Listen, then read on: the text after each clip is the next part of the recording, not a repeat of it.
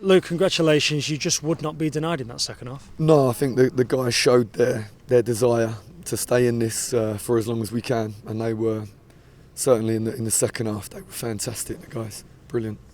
Deserve that. I mean, you had to work hard for it as well, and it wasn't always going your way, but you deserve that. I think we started, I say poorly, but I think we have to just give credit to Eastleigh, because they were brilliant. They were brilliant. The intensity that they played at, how high their line was, they just kept jumping, relentlessly jumping out to press people.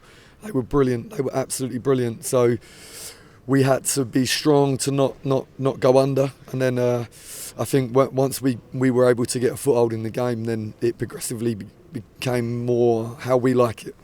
Penalty decision for them. They take the lead after 32 minutes. What did you make of it? I'm fed up because I don't want to talk about these sort of things, because I watched Macca get thrown on the floor in the same penalty box with the referee close, really, really close, in a game that could define our season. If this one with Macca is not a penalty, then there's a lot that has to happen for it to be a penalty. Someone needs to be punched in the face or something to be a penalty, because Macca's one was incredible. So, okay, let's not make a big deal. And this is what I say to the players at half time, because I'm sure when I go into the change room, they want to talk about this action, because of course they're upset, and I refuse to let the boys be victims. And I said to them, you have to beat every single thing that's thrown at you, everything. So let's not talk about this or that.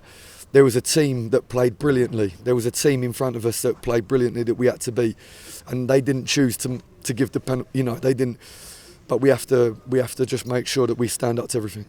It does feel, though, and I'm conscious I don't want to get you in trouble and have you sat in the stand next to me. But you'd be great on co-coms with me and Stel. But it does feel like you've been on the wrong end of a lot of refereeing decisions of late. I don't know. I mean, I just don't know. I don't know if that's a feeling I have in here that is not the reality. I don't know. But I just refuse to talk too much about this type of thing, because I don't want to be distracted from us being very, very good at playing the game correctly, to deny chances and to create many chances as we can. And I don't want to think about it too much. Let's talk about things you do want to think about. How good was Ruben Rodriguez tonight? He's incredible. He was incredible, because in the beginning the game was so condensed, and they line him Ruben up, of course, because they've done the homework, and the players on the pitch know they have to get close to Ruben because he's a special player, and he looks like he has time and space on the pitch, because he finds small areas, and then he operates so cleanly, and the way he moves his body to shield the ball, and then touches the ball very, very carefully away from the foot, and he's incredible. And then he can remain really, really calm to slide passes in the final third. He's a special player. And how much sort of mental fortitude did he have as well to miss the penalty, miss the rebound, but pop up just a few minutes later and get the goal that ultimately turns out to be the winner? Yeah, when he missed the penalties, we expect Ruben to score, and then I feel like with his mentality, instead of that affecting his game in a negative way, affect his game in a good way. Like, he wants to make sure now he does something. He feels like he has to make up for something. He doesn't. And then he goes and scores, and Ryan Harley turned to me and said, yeah, of course he scored. Because that's Ruben's mentality. He said, he almost like as if when he missed the penalty, Ruben is going to score, because he has to feels like he has to put that right. The actual commentary for the Langstaff goal was Langstaff scores because, well, of course he scores, because that's what he does. Yeah. 36 for the season.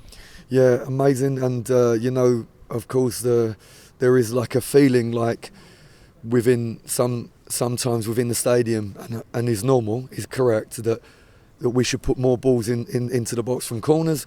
We have reasons why we don't put too many, but then I think in the end, the team's so convinced that we're going to play short. Macca is unmarked pretty much in the box, which is ordinarily is going to be very, very closely monitored, but then he scores direct from a corner, so fantastic. Which you don't do a lot of, do you? No. I guess that's like a nice little, just a wry smile.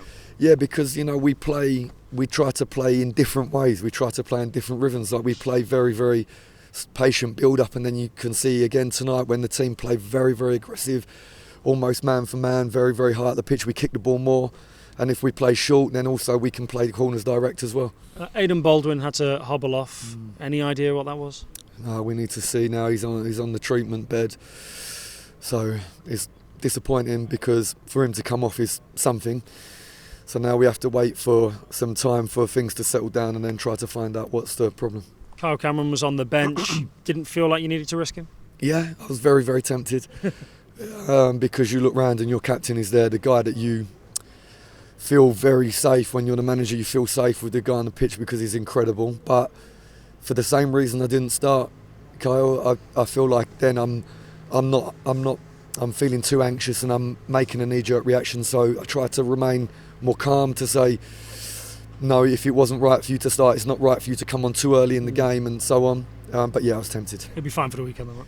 Yeah, I'm sure because he's been training. And but when you had this type of illness, I think it can take a lot away from your resources and then can leave you feeling really poorly if you push yourself too hard too quickly.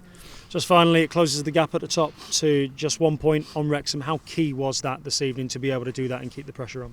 Well, we know we just have to keep winning. We have to keep winning because they're going to keep winning. We know that they're incredible. You look at the points they have and the victories they strung together. They're amazing. And so, if we want to be talked in the same sentence as them, we have to keep winning as well.